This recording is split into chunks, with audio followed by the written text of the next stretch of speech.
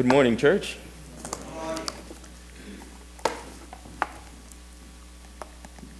Is it time to celebrate spring yet or no? Yes. Oh my goodness.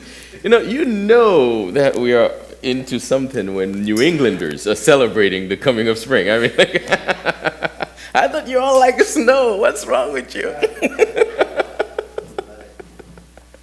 Yeah, I'm grateful. I'm grateful I could finally find parking on the streets. All right. Well, this morning I have a word from the Lord. It's in the Gospel of John. John chapter 7, verses 37 to 39. I'll invite you to please join with me as we read this passage found in the Gospel of John. Just 3 verses, 37, 38, and 39.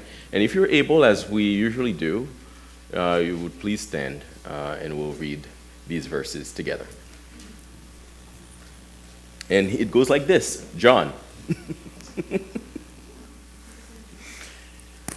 All right, John 7, 37 to 39, but we'll read these first. So on the last and greatest day of the festival, Jesus stood and said in a loud voice, "Let anyone who is thirsty come to me and drink. Whoever believes in me, as Scripture has said, rivers of living water will flow from within them." By this he meant the Spirit whom those who believed in him were later to receive. Up to that time, the Spirit had not been given, since Jesus had not yet been glorified. This is the word of the Lord. Father, once again, I pray for your grace. I pray for your mercy. I pray that, Lord, you would give me the words to share with your people. Oh, Lord, may you put to flight every plans of the enemy, every distraction. I pray that, Lord, you would even edit as I speak, and that you give me the right words, you give me the right lingo, the right ways of delivering it. For your glory, for your name's sake, and for your people's edification. In your name, O Lord, I pray. Amen. All right. Jesus. John is sharing here something that is special in that Jesus boldly makes an invitation. But it wasn't any kind of invitation, it wasn't any kind of place, and that's what makes this passage special. There's no denying, church, the fact that Jesus is inviting people in this passage. For those of you who are accustomed to receiving invitations, you know that an invitation says a lot about both the giver and the receiver of that invitation. For example, an invitation shows that someone esteems you enough to request your presence or your participation in something that they're doing. What their invitation says about you is that to them, you belong. You matter. Your presence matters to them. So being invited means being included without being forced. But an invitation also means that someone is willing to respect your freedom of choice. In that, it says, I want you to come, but it's okay if you don't. I won't force you. Well, that's assuming that your friend doesn't have some dysfunctional relationship with you. But church, an invitation also reveals the character of the inviter. The kind of invitation someone extends to you tells you who they are. If someone invites you over and let's say someone says, hey, let's go have lunch, and then next thing you know, they're taking you to, a fancy restaurant, that tells you the kind of person they are, right? They might be rich or generous, or both. If someone is rich and then they invite you to a restaurant, next thing you know, they say, hey, let's just sit on the sidewalk and eat. Then that tells you something about them also. An invitation reveals levels of intimacy between the invitee and the host. An invitation is the host's attempt to draw you closer to them, right? To themselves. Here, Jesus says, come drink, or come drink. Sorry, here is Jesus saying, well, come drink sometimes, or is he saying, come drink if anyone is thirsty? He's saying the latter, which means this is not any kind of invitation. This is the kind of invitation that is about intimacy. He says, come to me. If you're thirsty, come to me. So it says a lot. It reveals a lot about the character of the one who's making that invite. But it's not just come and drink sometimes, but come to me if anyone is thirsty. So which means you get to come anytime you're thirsty. So the door is open to anyone who's thirsty at any point in time, anywhere. You should feel free to come to him. So church, invitations say a lot. And a lot more than what I'm saying here. I'm just thinking about the kind of invites that I've received in my life, what they've meant to me.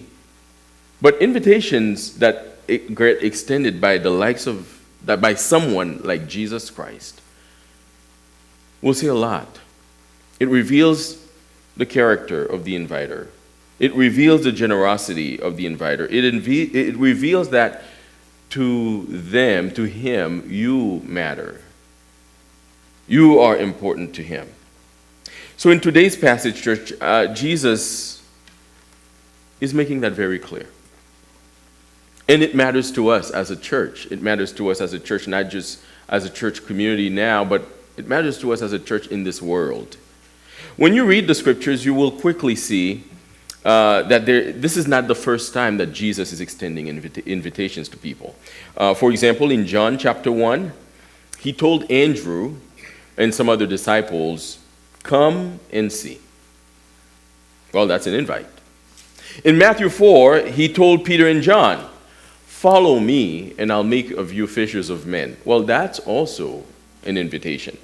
Elsewhere in Matthew 21, he told a rich young ruler, look, if you really want to be my disciples, go sell everything you've got and then come follow me. That too was an invitation. But here's what's interesting. What we see in each of those invitations, church, in the responses that they each required, is that there is always a cost associated to each response. There's always a cost. Andrew's cost was to leave behind everything, particularly his teacher. Who was his teacher? John the Baptist. And John the Baptist was the game in town. So Andrew was to leave that if he wanted to follow Jesus. That was the invitation to him. That was the cost to that invitation. Well, to Peter and John, what was the cost when Jesus said, leave behind your boat, leave behind your business? Well, the cost to them was to leave behind their livelihoods. Everything that they depended on to take care of their families, Jesus said, well, leave that behind. That was the cost. And then to the rich young ruler, the cost was to sell everything he owned. And the young man the text says that he was really wealthy. Jesus said, well, sell everything you've got. That was the cost. So church, it seems that whenever Jesus extends an invitation to somebody, that there's always a cost associated with one's response. Always. Make no mistake. Jesus invites, there's a cost. To you, the person being invited. Now, what is the cost associated with the response in today's invitation? You see, here's the interesting thing. Contrary to John chapter 1, when he invites Andrew to follow him. Contrary to Matthew 4, when he invites Peter and John to follow him. Contrary to passages in Luke or Matthew 21, when he invites the young ruler to follow him. What's different about today's passage in John 7 is that John 7, the invitation finds its cost in someone's failure to respond. Failure to respond positively. You see, the other ones, well, come and follow me. Come and see. If you don't come and see, well, you just didn't come and you didn't see. But here's the trick. If anyone is thirsty, I've got water for you. What happens if I'm thirsty and I'm invited to get a cup of water in the middle of my thirst, what happens to me if I don't say yes? Not only will I remain thirsty, but I will die. I will die of thirst. That's really what's at stake here. What's at stake here is our lives depend on saying yes to this type of invitation. We can't deny it. We can't ignore it. You can only survive just this long. You see, they always say, well, you can go on and fast for 40 days. But there's only one thing they always tell you, never, ever fast from drinking water. Yes or no? Because we can't survive without water. So failure to say yes to the invitation to drink water is accepting eventual death and immediate death also, depending on the degree of thirst that you're suffering from. Now, see, the one giving the invitation is very confident. And he's very confident in what he's offering. Look, listen to the assurance in his voice, in the assurance in his words, verse 37. On the last and greatest day of the festival. Well, it was the last day, but also the greatest day of the festival. This festival ran for many days, but Jesus chose that day, the greatest day. So this tells you that he's up to something. But he also stood and he said in a loud voice. He didn't whisper. He didn't put it as a form of suggestion. He said in a loud voice on the greatest day of a festival that had to do with God making provision for his people. He said, let anyone who is thirsty come to me and drink. That's bold. That is assurance like no other. See, it doesn't get bolder than someone to stand in the midst of people who, some of them hate him, some of them are trying to kill him, to stand in the midst of them and say, look, I know your history says at some point the greatest hero we have in our history, Moses, provided water in the desert by calling on our God, Yahweh. I'm here to tell you that I'm greater than Moses, because Moses had to strike a rock. I'm here, I'm standing, and I said, if anyone is thirsty, there's no rock behind me. They should simply come to me and drink. Guess what? That rock was me. That's boldness. That's assurance. Like no other thing we've ever seen. And the interesting thing, too, church, is when someone who's making an invitation that we cannot deny, an invitation that says, if you say no, you will die, an invitation that also backed up by the kind of assurance that we see him give here, when someone like that makes that kind of invitation, he's speaking not just particularly, meaning to the audience to which he is addressing in that text, he's speaking universally. He's speaking to all of us who would be listening to a passage like this, because this invitation is universal. You see, if anyone, not if any Jew, not if any Pharisee, not if anybody who has ties to Israel or whatever, it's not that. If anyone is thirsty, not if anybody could hear me in Hebrew or Aramaic or I don't know what language he said it in, particularly in that moment. If anyone is thirsty, whether you're reading a translation of what I'm saying right now in your own mother tongue, if anyone is thirsty, this applies to you. That's the invitation he's making. So regardless of who you are, this invite is for you. But also, the other good news in this passage is that regardless of your thirst, this invitation is for you. Because this kind of thirst isn't any kind of thirst. It's not just water.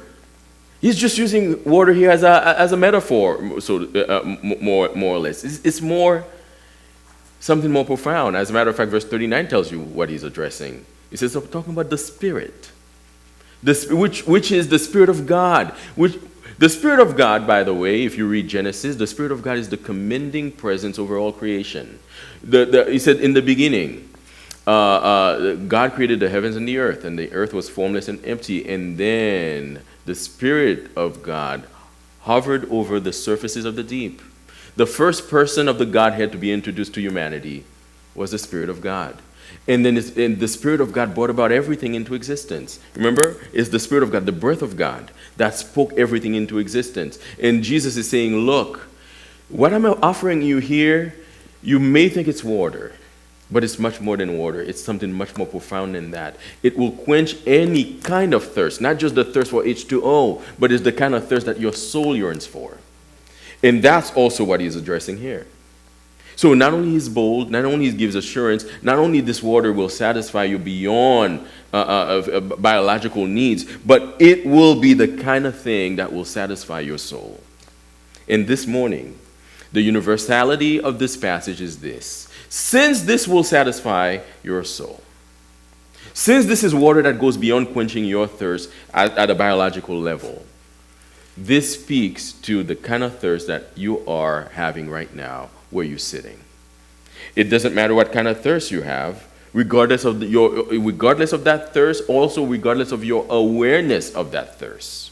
That is the profundity of this passage. You may be thirsty for something, you know it, but you may also be thirsty for something else, and you don't even know that you are. Even that, Jesus is saying, if you have that, come to me. So, church, what is your thirst this morning? What is the thirst that you know of? But more so, what is the thirst that you don't know of? Your thirst will be met. That's the assurance that Jesus is giving to this audience. But since he's speaking universally, your thirst will be met. And that's the assurance he's giving to all of us, regardless of our thirst. And if you answer yes, yes, Lord, then your thirst will be met. So today, church, the question for us is, what are we thirsty for?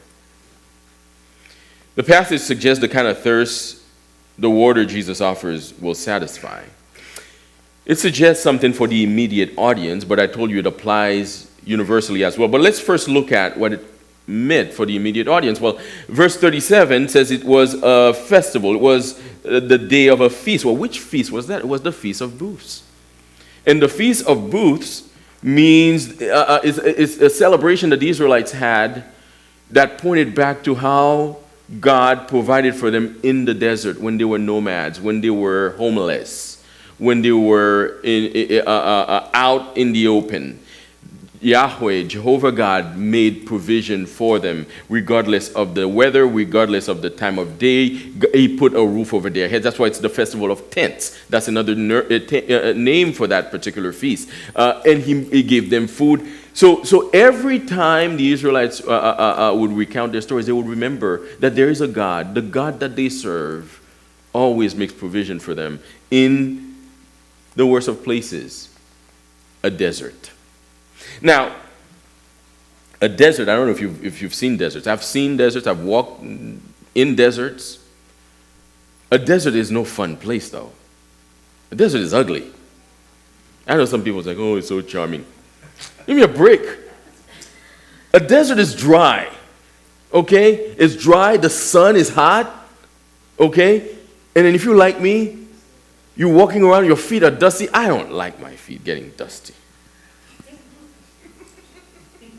See the dust all over you? You can tell I was raised in this city. A desert is dry, but also a desert, church, is very hot in the day. It's really cold at night. It's got wild animals. It's got scorpions, venomous snakes. So, which means that even in the worst of places, Jehovah God made provision. That's what that feast was about. And Jesus now is standing on the last day of that feast, and that day was the climax of the feast. It was the day of celebration. It was also a festival of joy. They call it the Feast of Booths, the Festival of Tents, but also it was a celebration of joy. Because look, joy is what comes out of your heart when you receive provision in the unlikeliest of places.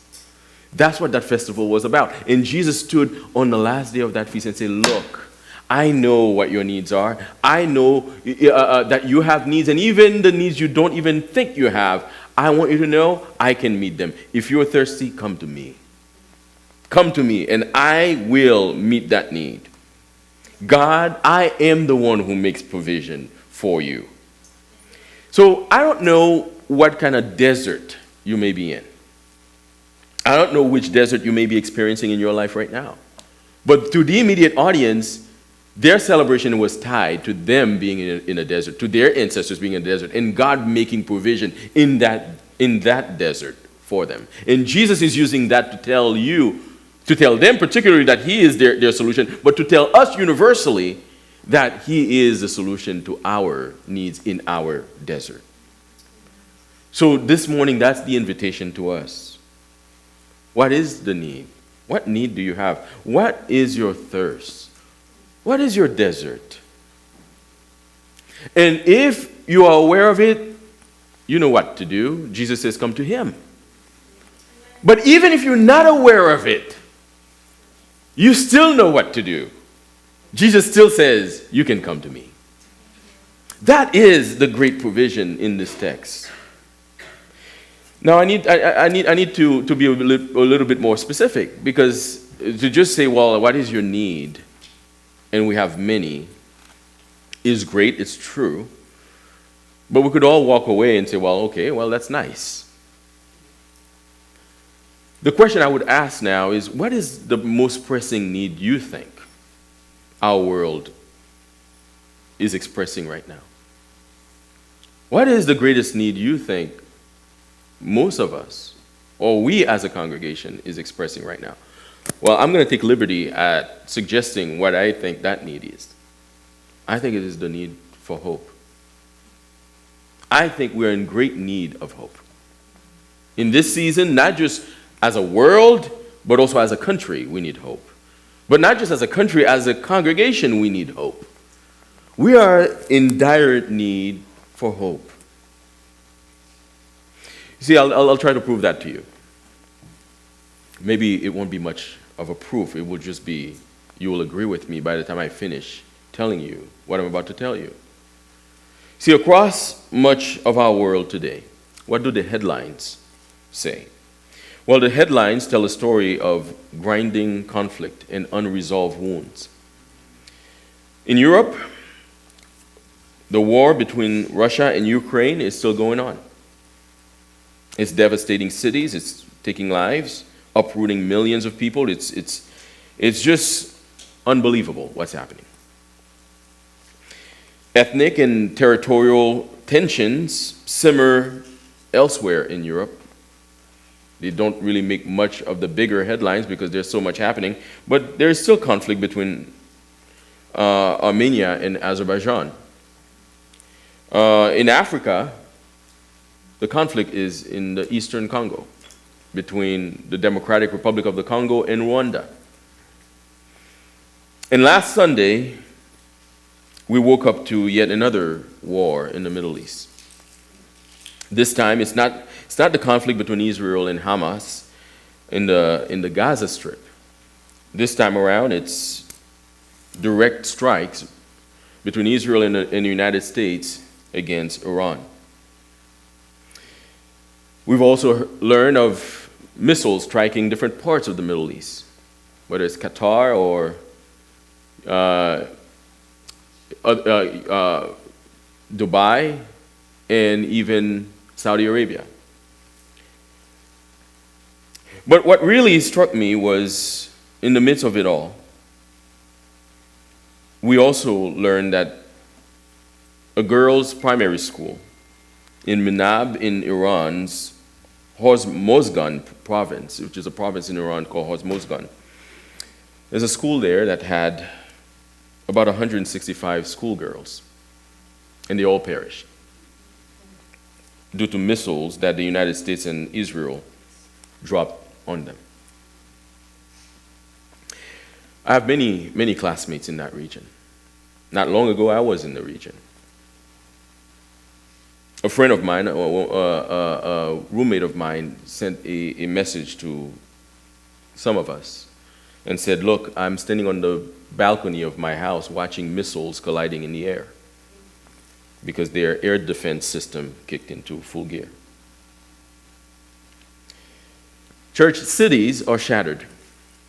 Borders feel fragile. And millions of ordinary people's lives are taken. And innocents pay a huge price. Because people are living right now under the shadow of violence. And it's not just abroad, but it's also here. There are so many headlines now, there's not enough pages in the newspaper to put them all. That's probably why you didn't see it. But that doesn't take the fact that these things are happening. This, to me, is proof that our world needs hope. And it's not only wars and rumors of wars. Economic uncertainty deepens the sense of instability that the world is experiencing as well. Across major economies, what we see is inflation rising and increase of debt, whether household or national debt. We also see households becoming increasingly anxious due to economic uncertainties. In the United States, many people feel the strain of higher living costs. I don't need to convince you of that. The markets are volatile, and we see a widening gap of inequality in our midst. Just recently, last week, the latest jobs report shows that our economy lost 92,000 jobs. Lost 92,000 jobs. Gasoline prices went up by 14% last week alone. Not to mention electricity and heating costs this winter. Loss of health benefits that some people used to have, they no longer have, or even other benefits that they used to rely upon that are gone. Households are living in deep economic distress. See, it is a terrible thing when people, young people in particular, can neither buy nor rent a place to lay their heads. That's the economy we live in. The sad part, church, is that for many communities, the promise that each generation would live better than the last one kind of feels uncertain, particularly now. That, too, is proof that we need hope. So, as if what I just mentioned isn't enough, in addition to wars and economic uncertainties, we also witness that political life across the democratic world has become sharply polarized. In the United States, what do we see? We see partisanship. We see partisan divisions, fracture institutions, and strained civic life and civic trust. It's turning policy disagreements into cultural and moral battles. We're seeing people clash over different subjects, whether that's immigration, national identity, national sovereignty, or even the meaning of democracy itself. I think it is safe to say that many of us share an uneasy sense that the world we live in is drifting without a clear path towards peace, without a clear path towards stability. We need hope. But how do you hope when all these things are happening and they are beyond your control? How do you hope when injustices run rampant, when the world is in despair, when the world is in disarray? How do you hope when what you hear are wars and rumors of wars breaking everywhere? How can we hope when economies are in shambles? And to those of us who are in desperate need of hope, to those of us who are longing for hope, the water Jesus offers neutralizes our fears. It gives us the hope that we seek. It gives us the hope in the face of the greatest challenges that we face, the greatest adversities that confront us. And the reason for that is because Jesus himself is the one who said it. That's the reason. You see, when someone says, look, I'm using as an example that I am what you need. And the example is that at some point in your history, you had a hero named Moses who took care of you in a desert. You were thirsty and he struck a rock and he gave you water. I am more than that rock.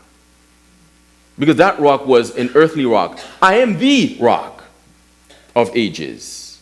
I am the one to provide you water. If you are thirsty, come to me.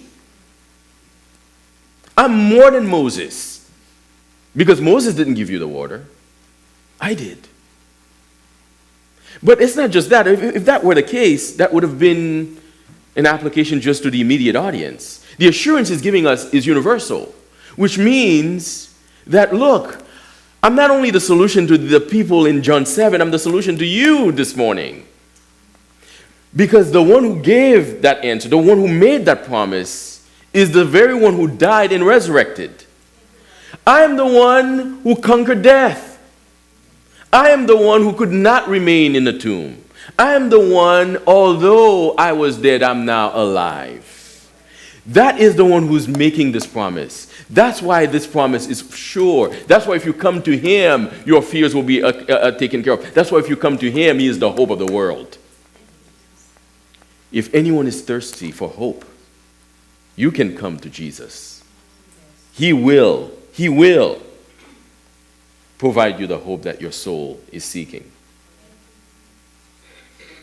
And part of this morning's good news is that it is, in fact, rooted in a feast. The feast was, I told you, it's the most joyful of feasts, of festivals for the Israelites. So which means when Jesus is making that kind of offer on the greatest day, you see, the text says the greatest day of the feast. It says, you thought you knew joy, but wait until you taste the water I offer. You will know joy like you've never known before. You thought your policies could provide hope. Wait until you come to me and drink, and you will experience hope like this world's never known before in its history. Church, this country, this world, your life, are storybooks filled with events and circumstances that confirm why some of us feel joyless and hopeless all the time. But we have an assurance this morning. We have a promise this morning. We have an offer this morning. We have an invitation this morning to come to the one who can take care of our needs, to come to the one who can provide hope in a hopeless world. Jesus satisfies our deepest needs. And this morning, one thing I like about this passage is what Jesus offers. Doesn't only stop with you. It doesn't only stop with me. Although the offer is made in the singular, but its outcome is pluralized. Oh, let me show you what I mean by that. It says, if anyone is thirsty, singular, come to me. But after you've come to him, whoever believes in me, he says, Scripture says, rivers of living water will flow from within them. So you come to him singular, he makes of you a solution plural. His provision begins in me but goes beyond me. When Jesus gives you water in your desert, it's not just for you. His water will first quench your thirst, but go beyond that and make of you a vehicle that also helps quench the thirst of others. Whoever believes in me, verse 38, as Scripture has said, rivers of living water will flow from within them. When you come to Jesus, you receive the water he offers. Not only will your own thirst be satisfied, but he will also make of you a vehicle, a channel that helps meet the needs of others and meet the needs, listen to this, not from a place of scarcity, but from a place of abundance. That's the idea of river in verse 38. Verse 38 says, it's rivers of living water that will flow from within you. Church, this is a profound mystery. You see, I'll tell you how profound this is. There are two aspects to a river. There are many aspects of a river, but I just thought I'd share two aspects of a river with you.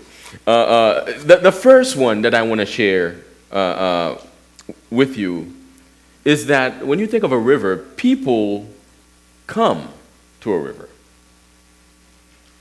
People come to a river when they need water. You walk to the river, you need water, you go there. But there's a second aspect also. Rivers go to people because rivers flow. By having rivers of living water, church, Jesus is saying we will be dispensers of abundant life for those who come to us, meaning for those who come to the river when they need water, but also for those to whom the river is sent, because rivers flow. So by coming to Jesus to get your thirst quenched, all suddenly you become a dispenser of life, because now you become somebody people can find refuge in, because they too are experiencing thirst and they don't know where to go, but they can come to you. But you also can go to them because you are a river, not a lake, which means you will flow. And wherever the river flows, life flourishes. Life grows where rivers flow. So in the United States, we know of rivers, don't we? We have mighty rivers in the United States. We have the Colorado River as one of the mighty ones that we have. We have the Mississippi River. In the Colorado River, if you find yourself with not much to do at home, just turn your TV, speak to your remote says History Channel, or speak to your remote says Hoover Dam. You can watch a nice documentary on the Hoover Dam. Now, the Hoover Dam is a dam that President Roosevelt built as a major infrastructure project to fight the Great Depression, and it put it on the Colorado River. And a result of that created Lake Mead. But Hoover Dam on the Colorado River, Hoover Dam is positioned there because the Colorado River has access to so many of the largest states in this union. Hoover Dam, because it's on the Colorado River, provides electricity to California, Nevada, and Arizona. Go figure how mighty that river must be to be able to do that. As if that was enough, the Mississippi River, which runs, I think, all the way from upstate New York down to Louisiana, I think it cuts across 13 or 14 states, something like that. The Mississippi River created an entire economy in the United States. By the way, the whole corn industry in the U.S. owes its existence to the Mississippi River. Had it not been for the Mississippi River, most of us wouldn't be eating corn like we are. And most people wouldn't in the United States and wherever else the U.S. exports corn. So rivers provide life. Cities that are on riverbanks tend to flourish better than other cities that are not on riverbanks. You find that in the ancient world, people would build cities on the riverbank for that very reason, because wherever the river flows, life grows. It's agriculture, it's commerce, it's all kinds of stuff.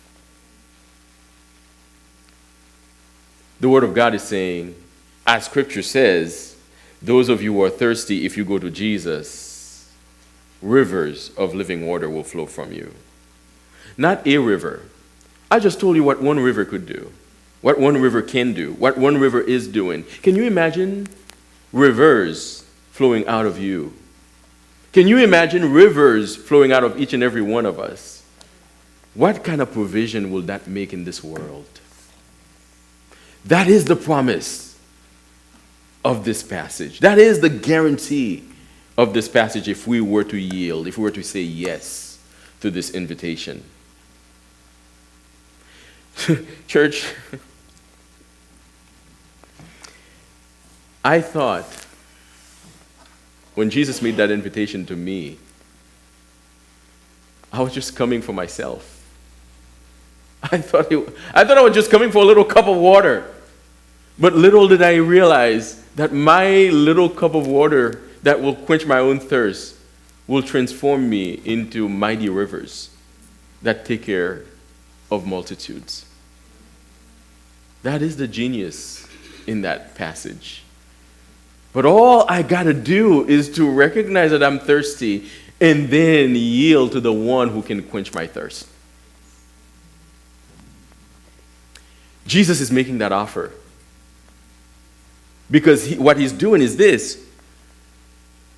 First, I'll satisfy your thirst, and then I'll turn you into someone that satisfies other people's thirst. First, I do it in you. Then I do it through you. If anyone is thirsty, if anyone is without hope, if anyone is without joy, Jesus is saying, come to me and drink. And as scripture says, when you do that, rivers of living water will flow from you. Last week, as pastors, we shared an open letter with this community. Our intention was to keep ourselves accountable to what the gospel of Jesus Christ requires of us. I've received feedback from many of you that the content of the letter resonated positively with those of you who've spoken to me, and I'm grateful for that. One feedback that I received that caught my attention is, look, I hope we do what this letter says. You know what? I hope so too. Because what's in the letter is not original. Not original at all. As a matter of fact, many other Christians are saying very similar things out there if you pay attention. Many God-fearing people are saying similar things out there if you pay close attention. There's nothing new in a religion that is as old as Christianity. I hope that we abide by those 4 virtues that we outlined of empathy, of patience, of fairness, of justice. I hope. You know why I hope? Because I know in and of myself, by my own strength, with my own ideas, I won't be able to do it. I won't be able to do what this world right now requires of me to be as a God-fearing man. With my own strength, I can't do it. But I know the one who can.